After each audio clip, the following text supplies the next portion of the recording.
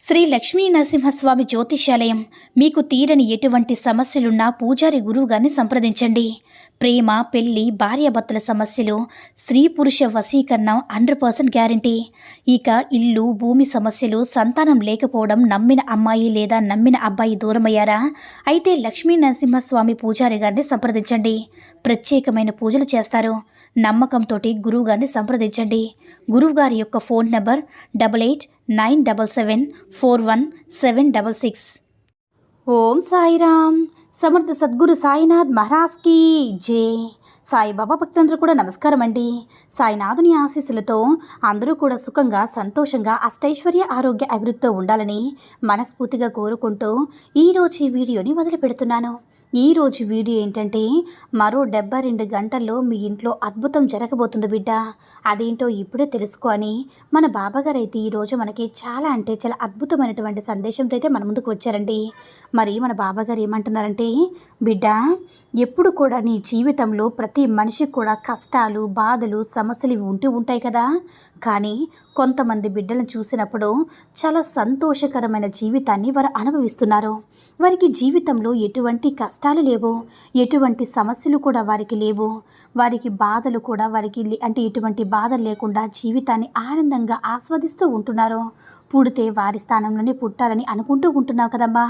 కానీ ఈ ప్రపంచంలో కల్లా అత్యంత ధనవంతుడైన అంబానీ కొడుకు కూడా ఎన్నో సమస్యలు ఉన్నాయన్న విషయాన్ని నీకు ఎందుకమ్మా నువ్వు గుర్తించడం లేదు? అది నీకు అర్థం కావడం లేదా బిడ్డ? అన్నీ ఉన్నవారికి ఒక బాధ అయితే, ఏమీ లేనివాడికి ఒక బాధ, తిరుగుతున్నవాడికి ఒక బాధ అయితే, పడుకున్నవాడికి మరొక బాధ. చిన్న పిల్లల నుంచి కాటికి పోయే ముసలాలి వరకు ఏదో ఒక సమస్యతో బాధపడుతూనే ఉంటారు తల్లి. కంటికి కనిపించేవన్నీ కూడా నిజాలని అనుకోవద్దు. అలాగే నువ్వు చూస్తున్న ఎవరైతే నీ దృష్టిలో అదృష్టవంతులని అనుకుంటున్నావో వారికి కూడా చెప్పుకోలేని సమస్యలు ఎన్నో ఉండవచ్చు. కొంతమంది కనిపించిన ప్రతి ఒక్కరు కూడా వారి సమస్యలు చెప్పి నాకే కష్టాలు వచ్చాయి, నాకే బాధలు వచ్చాయని చెప్పి బాధపడుతూ ఉంటారు.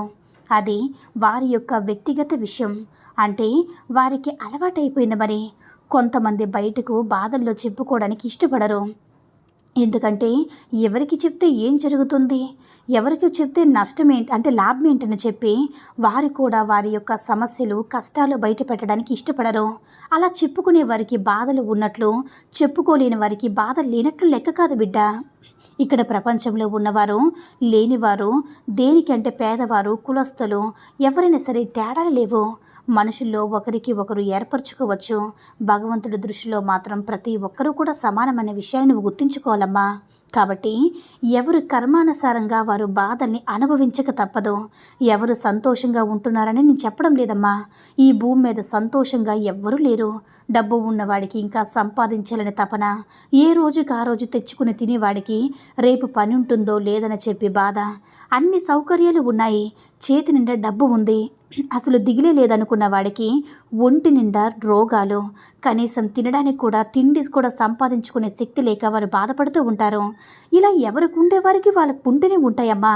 ఎప్పుడైనా సరే నీకంటే తక్కువగా ఉన్నవారిని చూసి వారి మీద నిన్ను పర్వాలేదు కదా అని అనుకోవాలి తప్ప, నీకంటే ఎక్కువగా బెటర్ ఉన్న వాళ్ళని చూసి వాళ్ళలాగా నేను లేని అని బాధపడకూడదు. అలా బాధపడటం వల్లే నీ మనసుకు నీకు నువ్వే బాధను తెచ్చుకున్నట్లు అవుతుంది తప్ప నువ్వు సాధించే విజయం అనేది ఏది ఉండదు. సంతోషంగా ఉండాలని కోరుకుని, సమస్యలు కోరి తెచ్చుకోవాలని ప్రతిదీ కూడా నీ చేతిలోనే ఉంటుంది తల్లి. ఈ విషయాన్ని గుర్తుంచుకో. ఎప్పుడైనా సరే ఈ భూమి మీదకి మనం తల్లి గర్భం నుంచి బయటికి వస్తాం కదా. ఇలా తల్లి గర్భం నుంచి బయటికి వచ్చిన తర్వాత మనం సంతోషంగా ఉండాలని, ఆనందంగా ఉండాలని, ఏ నొప్పి వారి కలగకుండా, కొన్నిసార్లు అనారోగ్య సమస్యలు వస్తాయి. అయ్యో నా బిడ్డకి అనారోగ్య సమస్యలు వచ్చాయి, నా బిడ్డ ఆరోగ్యంగా పెరగాలనే ఉద్దేశంతో పసిబిడ్డ దగ్గర నుంచి మన మూతిని, ముడ్డిని తుడుస్తూ ఎంతో అల్లారు ముద్దుగా తనకు ప్రేమంతా కూడా అపురూపంగా తల్లి మనకి చూసుకుంటుంది కదా. అలా మనల్ని ప్రేమించే ఈ భూమి మీద తిరిగే ఒకే ఒకటి కంటికి కనిపించే దైవం తల్లి తండ్రులే. మన యొక్క మంచి చెడులన్నింటినీ కూడా చూసుకుంటూ మనం ఎప్పుడు కూడా ఆనందంగా ఉండాలని చెప్పి కోరుకుంటుంది. మన తండ్రి ఎప్పుడు కూడా నా బిడ్డ కష్టపడకూడదు, నా బిడ్డకి ఏ చెడు తాకూడదని ఆ యొక్క చేతులతో రక్షించుకుంటూ ఈ భూమి మీదకి వచ్చిన తర్వాత వేసే ప్రతి అడుగు ఎలా ఉండాలి, అమ్మ ఎలా ఉండాలి, నాన్న ఎలా ఉండి చెప్పి జాగ్రత్తగా చెప్పుకుంటూ పెరుగుతారు. అపురూపంగా పెంచుకున్న తర్వాత నువ్వు ఒక ఇంటి వారవైన తర్వాత అమ్మ అయినా అబ్బాయి అయినా సరే నీ యొక్క తల్లిదండ్రుల స్థానంలో నువ్వు వచ్చి ఆ తర్వాత అసలు కథ మొదలైంది.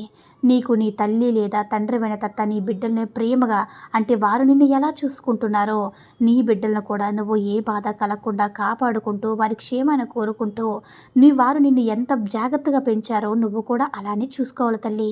అప్పుడే వారు నీ కింద ఎంత బాధపడ్డారో, ఎంత నిన్ను పెంచడానికి ఎన్ని కష్టాలు పడ్డారో అవన్నీ కూడా నీ కష్టాలన్నీ కూడా అప్పుడు గుర్తిస్తావు. పిల్లలకి ఇష్టం అంటే ఏంటో తెలియడం లేదు, కష్టం అంటే కూడా పెంచకుండా తెలియకుండా పెంచడం నీ తప్పు బిడ్డ. ఆ తర్వాత నువ్వు తీసుకోవాల్సిన ముఖ్యమైన నిర్ణయం ఏంటంటే పిల్లలు బంధాల యొక్క విలువ, బరువు, బాధ్యతలు, కుటుంబం అంటే ఏంటి, క్రమశిక్షణ అంటే ఏంటి, ఎవరితో ఎలా స్నేహం చేయాలి, ఎవరితో బాధ్యతలు పంచుకోవాలి, పిల్లల యొక్క ముఖ్యమైన విషయాలు ఏ విధంగా అంటే బాధ్యతలు ఎలా చూసుకోవాలి, ఏ ముసుగు వేసుకొని ఎవరు నీతో ఏ విధంగా నాటకాలు ఆడుతారో ఇవన్నీ కూడా ఎప్పుడు కూడా ఇలా అనుకోకమ్మా. చెడు వ్యసనాల దగ్గరికి నువ్వు అస్సలు వెళ్ళకూడదు, చాలా జాగ్రత్తగా ఉంచాలి. మొక్కై వంగనిది మానే వంగన చెప్పు. అందుకే ఎప్పుడు కూడా ప్రతి నిత్యం వారికి జాగ్రత్తలు చెప్పుకుంటూ క్రమశిక్షణగా పెంచుకుంటూ జాగ్రత్తగా ఉంచుకోవాలి బిడ్డ. నీ బంధాన్ని, నీ పిల్లల్ని సదా రక్షించుకోవాల్సిన బాధ్యత నీ మీద ఉంది. మీ అందరినీ కూడా చూసుకునే బాధ్యత నాది ఉంది. కాబట్టి నువ్వు జాగ్రత్తగా సంతోషంగా ఉండాలమ్మా. నీ ఇంట్లో నీ ఇంట్లో అద్భుతం జరిపించే బాధ్యత నాది. నా ఆశీర్వాదం నీకు, నీ కుటుంబ సభ్యులకు ఎల్లప్పుడూ కూడా ఉంటుంది బిడ్డ అని మన పాపగారైతే ఈరోజు మనకి చాలా అద్భుతమైనటువంటి సందేశాన్ని అయితే అందించారండి. సాయి మహిమల ద్వారా వచ్చిన ఈ సందేశం మీ అందరూ కూడా నచ్చిందని అనుకుంటున్నాను. ఈ వీడియో కనుక నచ్చినట్లయితే లైక్ చేసి షేర్ చేయండి.